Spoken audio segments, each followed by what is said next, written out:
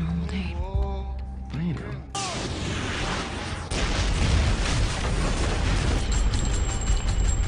I have your full attention.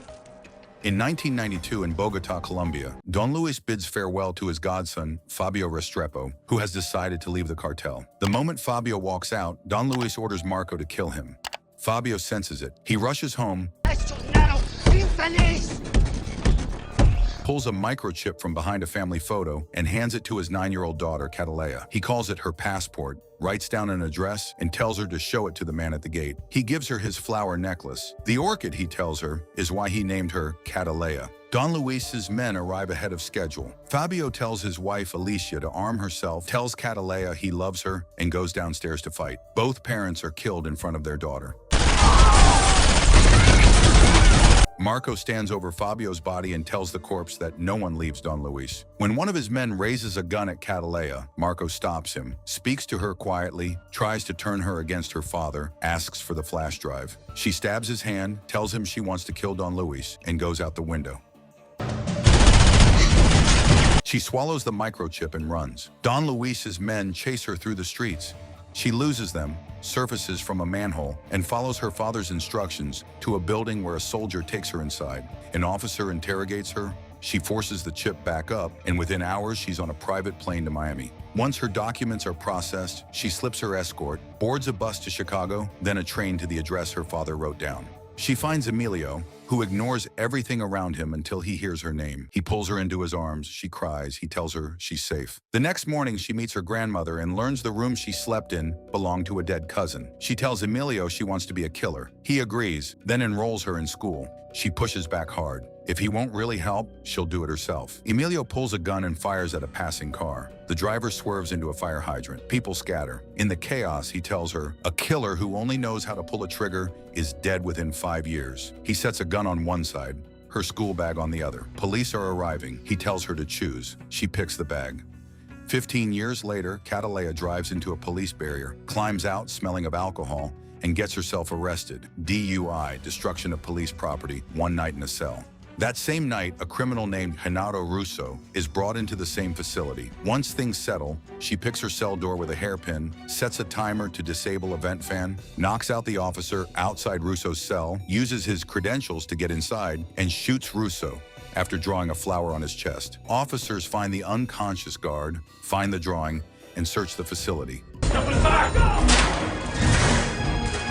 Cataleya is back in her cell, changed, before anyone reaches her. The next morning, FBI agent Ross arrives in Chicago. The flower drawing brought him, it matches a pattern across multiple killings. He concludes the killer is sending a message to someone other than law enforcement and orders the killings placed on newspaper front pages. In Miami, CIA agent Richard brings the headlines to Don Luis, who calls it coincidence. Richard doesn't buy it. More than 20 killings, all with the same marking. He raises Fabio Restrepo's name, reminds Luis that the CIA allowed him to operate out of Miami rather than prosecute him, and tells him to find out who's behind it. Marco enters as Richard walks out. Luis reprimands him for failing to eliminate Fabio's entire family 15 years ago and orders him to fix it. Back in Chicago, Cataleya reviews her surveillance feeds. That evening, Danny comes home. He wants to take her out, be seen with her. She keeps him close, but at a distance. The next morning, she meets Emilio at a dry cleaning shop. He shows her the next target, then confronts her. The orchid killings won't draw out Don Luis, and her actions put others at risk. She tells him she chose this life. He says he never should have brought her into it.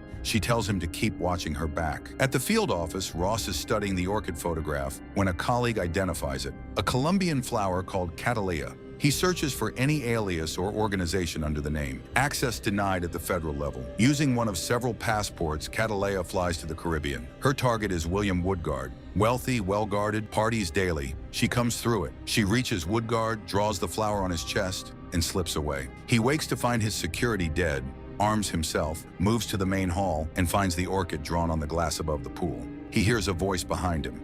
He fires. The gun is empty. He pleads. Cataleya shoots him in the leg and cracks the glass beneath him. His weight and the blood do the rest. Ross contacts Richard, requests CIA file access, and is told to go through official channels. Richard quietly warns Marco that the FBI is closing in and orders him to handle it.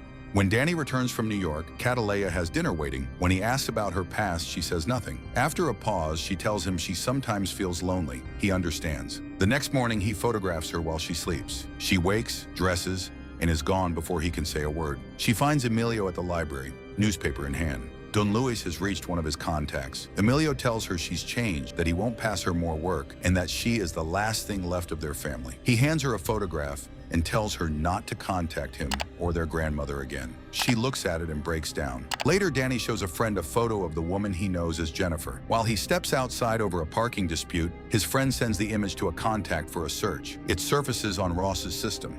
He traces the source, confirms the match, and distributes Cataleya's photograph to stations across the city. At a church service, Cataleya appears and joins her family. Her grandmother is surprised. On the drive home, neither Emilio nor his mother notice Marco watching from the street.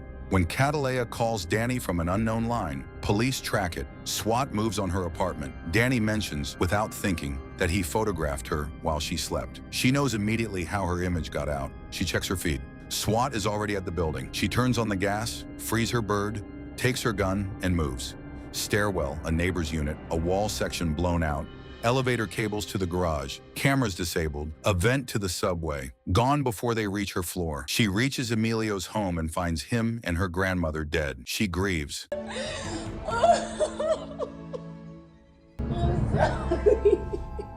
Then she goes to Ross. She lays it out. Don Luis destroyed her family. She has spent years working toward him, and she cannot reach him alone because he is shielded by government connections. Ross tells her he has tried to access CIA files and been blocked every time. She tells him what happens to his family if he doesn't find a way. Then she leaves. The next morning, Ross goes to Richard and demands Don Luis's location. Richard refuses. A shot comes through the window. Cataleya is on a scope outside. Richard gives up the address, New Orleans. Cataleya loads her weapons and her dogs into a fire truck and drives south. She obtains the building's floor plan before moving in. A bazooka round goes through the front of the mansion. Some of Luis's men run for a vehicle. She hits it with the truck and eliminates everyone inside. The rest lock the building down. Marco moves Don Luis to a safe room. Cataleya works through the building, basement to balcony, multiple entry points, clearing most of the security before they can coordinate. Don Luis calls Marco for a status update. No answer comes back. Marco takes a position and waits. When Cataleya enters, they fight. He's experienced and lands significant hits. She drives the inner frame of a dismantled gun into his neck. Don Luis gets into a black van and heads for the gate. A garbage truck blocks his path. Cataleya reaches him through Marco's phone. He tells her she can't be touched. She tells him he's exactly where she wants him. He looks around the van and finds her dogs. She gives one command, they finish it. Days later, Ross interrogates Danny, who tells him everything. After several hours, Danny asks for coffee. Ross steps out. Cataleya calls. Danny apologizes. He had no idea. She gives him 40 seconds and 3 questions. He uses the first to ask her real name. Cataleya, she tells him. Like the flower, he says. He asks if she'll come back. She tells him not to waste the last question on that. He tells her he loves her. Ross returns, learns what happened, and tries to reach her. She's already gone. He releases Danny. Cataleya steps away from the payphone and boards a bus.